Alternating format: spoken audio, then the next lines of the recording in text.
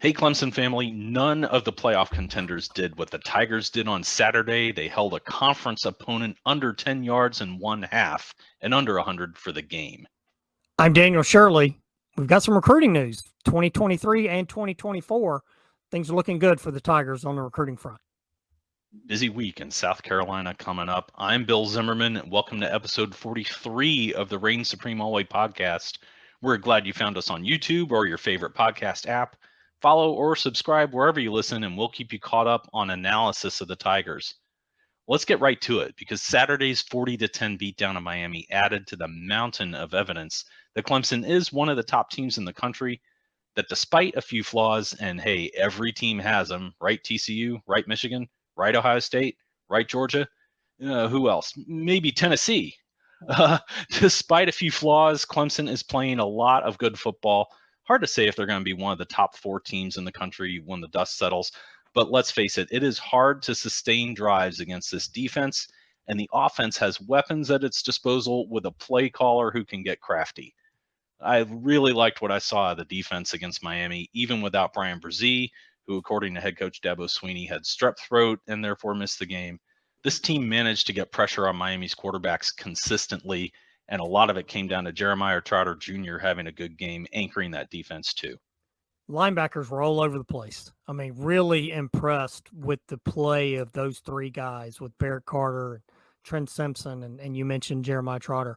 They looked like they could be one of the best groups in the country, and they played like that Saturday. They really dominated this game, and it was fun to watch. You know, you look up at halftime, and Bill, I'm in the stadium, and I'm working and doing things for the Athletic, and I look up at the scoreboard at halftime, and they've got the halftime stats up there. And I said somebody next to me in the press box, I said, wait, they really have 8 yards of offense, and that's what it was. And it wasn't. I'm watching the game, but I'm also doing other things, so I'm not studying every single thing that's going on in the game. And you're just like, how do they have 8 yards of offense? I mean, even if you just snap the ball and fall forward every play, you would have more than 8 yards of offense. And it just shows you how dominant this Clemson defense was on Saturday afternoon. Simpson really looked good again after swapping positions, going back to his old spot of Sam or strong side linebacker, where he had played his freshman and sophomore years. Barrett Carter had moved into that role most of this season, but then last week with Simpson out against Louisville, Carter moved into that will spot or weak side linebacker, really shown, and so he stayed there this week. Simpson went back to what he knows. They all three are just looking really natural. The timing of that swap working out with Trotter really hitting his stride full steam, that's going to look really good for the rest of the year, knock on wood. And how about Toriano Pride? Didn't have a lot of snaps on Saturday, but worked to get into that Miami backfield from the corner position and really created a safety out of that play. Sheridan Jones had a good game as among the defensive backs, maybe his best. Nate Wiggins was in position consistently, able to make plays on the ball. And then the defensive line filled gaps, did their job, and really did not allow a run threat in Ja'Cory Brown to get going, and rattled him enough that he struggled throwing the ball as well. Yeah, Brown had one big play, right? The long run there at one point early in the second half. But the way this defense played on Saturday is what we want to see the rest of the year. It's what we've wanted to see all season. And we've kind of talked about the inconsistency of this group. Well, we saw what this defense can be Saturday night. And I know Miami's not a great offensive team. They've got some problems at quarterback, and they've got some problems up front on their offensive line, and that showed up in this game. I mean, they just were non-competitive for the first half, and really their only touchdown came because of when DJ got sacked and fumbled, and Miami returned the ball and had a short field. So you look at how well this defense played Saturday, and I just say, let's see that this week. Let's see that in Charlotte in a couple of weeks. And maybe we'll be talking about a playoff team if those things do come to pass. A lot of chaos still needs to happen, but a lot of chaos can happen. Some more than Tennessee nearly did happen. So it does bring some importance again for Clemson to that South Carolina game, to that North Carolina opponent in the ACC championship game. Going to be really fascinating to see how the Tigers can approach that. By the way, you can follow us on Twitter between episodes at Clemson Kickoff. We'll keep you posted there. Same handle on Instagram. We're still admittedly figuring that out a little bit.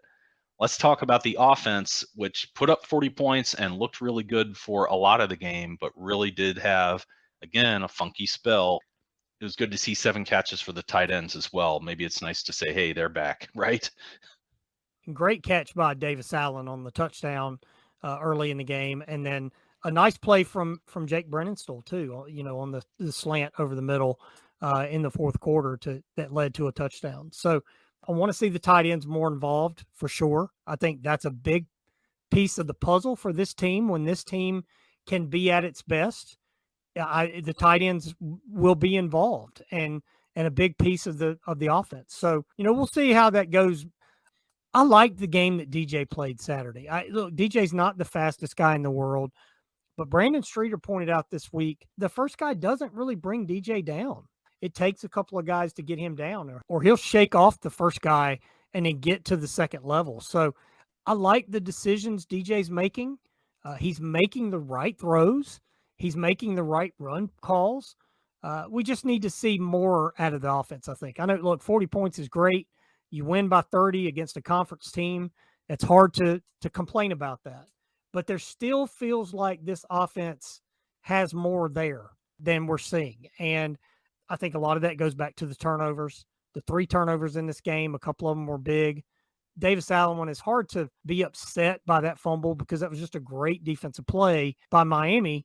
But if you don't fumble there, you're looking at points. And, there's more points on the board for the Tigers. So they've just got to get those turnovers cleaned up. And I think if they do, there's something special with this offense. But if they're going to keep turning the ball over, it's going to be hard for that team to see that happen. 38 minutes time of possession for Clemson. They did keep finding the holes. There were turnovers, but there were also drives where they were owning the ball, even on the possessions where they did end up turning over, like they were moving the chains. And they managed to find the holes in the Miami defense that does have a ton of talent, good recruiting classes, but clearly Kevin Steele has work to do to get what he wants happening on the field, X's and O's wise, into place. Another tough spot for the Clemson offense. Marcus Tate will be out for the year. He was hurt after 10 snaps on the field. Mitchell Mays did some nice work filling in for him, but it does kind of cut into that depth along the offensive line moving forward. It does. You hate that for Tate because I think Tate has played well this year, but Mitchell Mays played well when he's come in. And Dabo said this week that when you don't see him, you don't realize he's out there, that's probably a good sign. And I thought that was a good sign Saturday because I thought he played well when Tate went out of the game and got hurt. So, somebody else is going to have to step up behind him now. And we'll see who that is. But I thought Mays played well. I thought the offensive line played well, and then they'll just move forward without Tate. It's unfortunate for Tate because I thought he was having a really good year. And this offensive line went, 8-9 games without having any problems or injuries. Now we've seen a couple of injuries the last 2 weeks. So these depth guys are going to have to step up and really help this offensive line out. Very nice season for Marcus Tate, improving over what he showed as a freshman where he had a lot of raw talent, but did have some struggles that you would expect out of a freshman, right? So really nice to see that he can be the complete player that coaches have expected him to be. You talk about the lack of depth. Mitchell Mays now up to 190 snaps on the year. This is from tigernet.com. I believe they get it from Pro Football Focus. After that, Trent Howard has the next most snaps in the unit with 41. So not a lot of experience left out there if you need to give a guy a breather. If somebody else, unfortunately were to get hurt, you really want to try to keep this unit together and on the field moving forward. Trent Howard, Tristan Lee, probably the next men up if anyone is needed. Be sure to check out our homepage, clemsonkickoff.com. We've got schedules there. We've got all our episodes posted there. You can catch up on things we've said in the past. Let's get into that recruiting. I don't want to spend a ton of time on this. I'm not a big, mid-season recruiting guy, but 2 big recruits that just absolutely need to be talked about and started Sunday to get Thanksgiving week started in a nice fashion and then continued Monday, back-to-back days. We'll start with Monday's commit because he's in the 2023 class, and it's Tomarrion Parker, defensive end out of Phoenix City, Alabama. announced his decision and brings this year's class to 22 commits. And along the D line, 6 commits now, because he will join Vic Burley, Stephen Green, AJ Hoffler, David Ojigbe, and Peter Woods. Parker's about 6'4" and 250, depending on whose service you look at. And that's a position of need next year where the Tigers are going to have a lot of talent departing the program at defensive end. There's a lot of guys going to be leaving the Tigers after this year and going and playing on Sundays. So you have to replenish that group. And we're seeing that with this group. The Parker kid, I like what I've seen. I didn't realize he was as highly rated as these services have him. But, man, he's impressive. This is a big get for Clemson. And you continue with this class. I think this class is going to end up being another top 10 class. I'd love to see another wide receiver. I'd love to see a running back somewhere in this group. But that defensive line group is going to be as good as anybody's in the country. I think there's any doubt about that. You mentioned his rankings. That ranges from about 45th overall among all positions and 6th among defensive ends at 247 to down around 180th overall with Rivals and 20th among defensive ends with ESPN. He's the 3rd defensive end in this class, along with AJ Hoffler and David Ojigbe, and then 3 very nice defensive tackles coming in as well. As I mentioned, Burley, Green, and Woods all seem to be hard commits. There's been a little bit of, rumblings here and there, but I think that happens with most guys.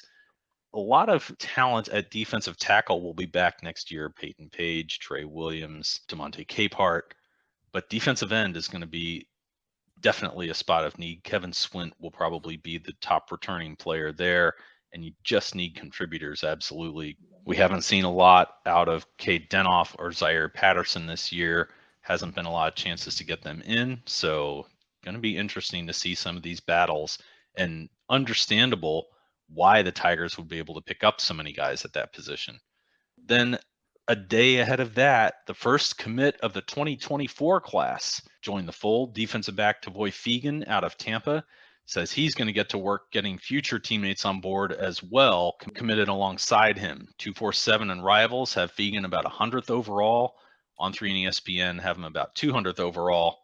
Runs about 5'11 and 170. It's tough to get sizes on these guys. It's not always consistent. Depends on the site you look him up on.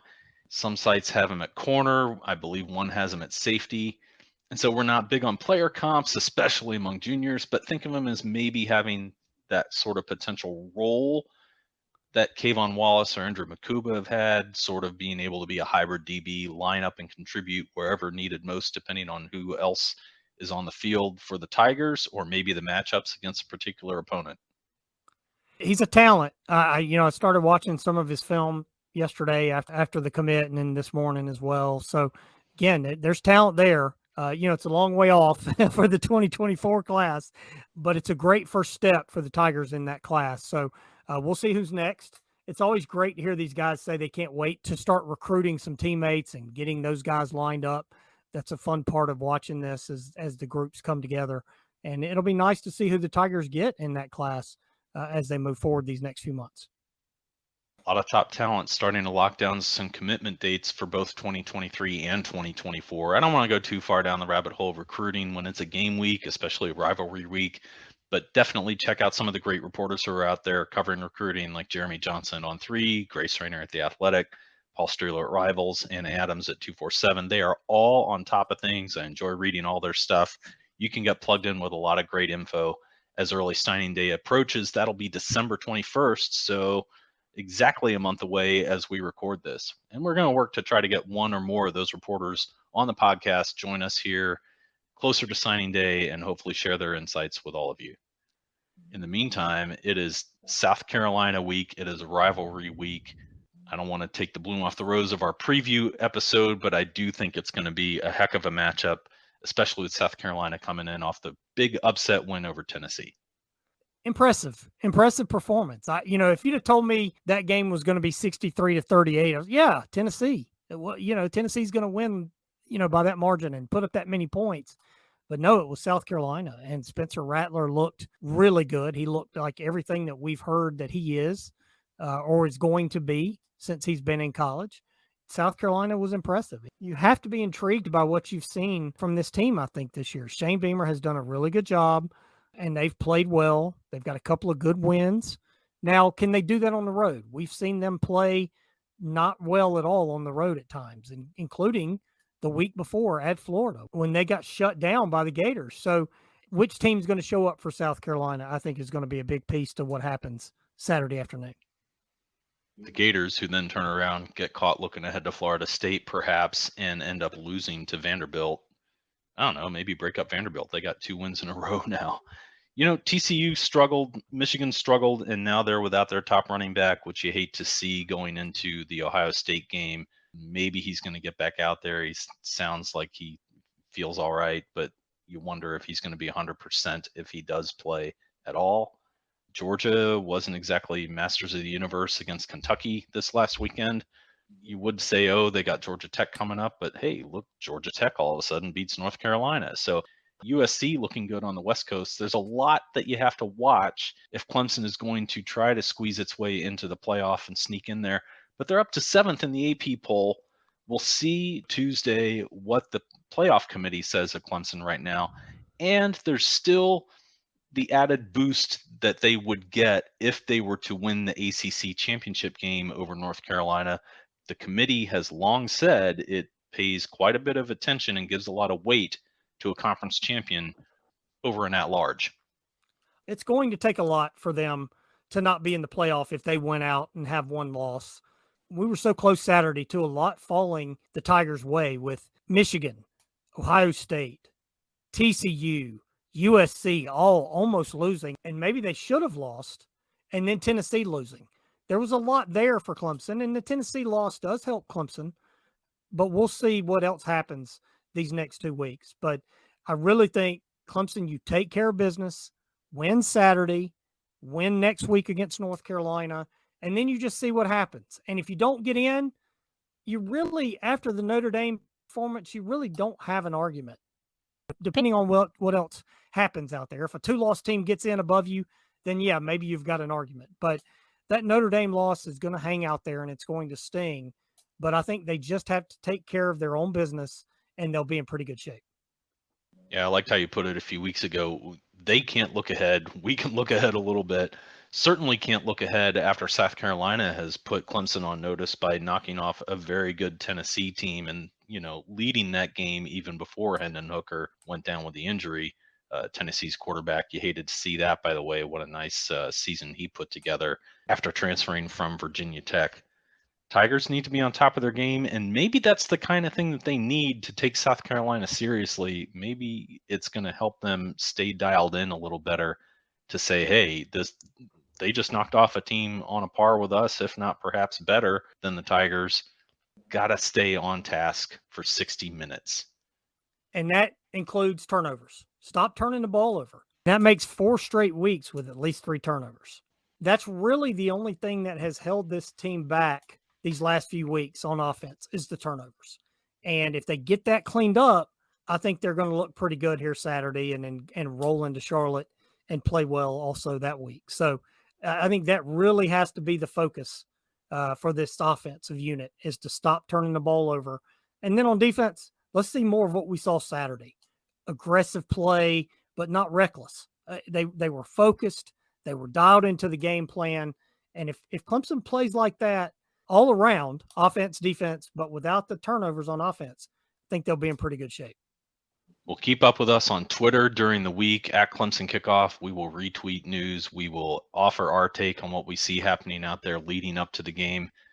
And in a couple of days, we will have a preview episode dedicated to this South Carolina game coming up. High stakes. We are glad you found us, Clemson family. You can also check out our homepage, clemsonkickoff.com. Find us on YouTube. Find us on your favorite podcast. Give us a follow or a like. Give us a subscribe. That's what's going to help us keep this a free podcast, which is what we want it to be. Until that next episode previewing the Palmetto Bowl, I'm Bill Zimmerman. I'm Daniel Shirley. Go Tigers.